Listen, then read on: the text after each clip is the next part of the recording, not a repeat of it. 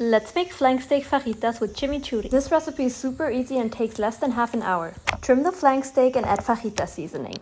Now cut the goat cheese and the brie. Grill the flank steak 2 minutes on each side at 350 to 400 Fahrenheit. Let the steak rest for at least 5 minutes, then slice.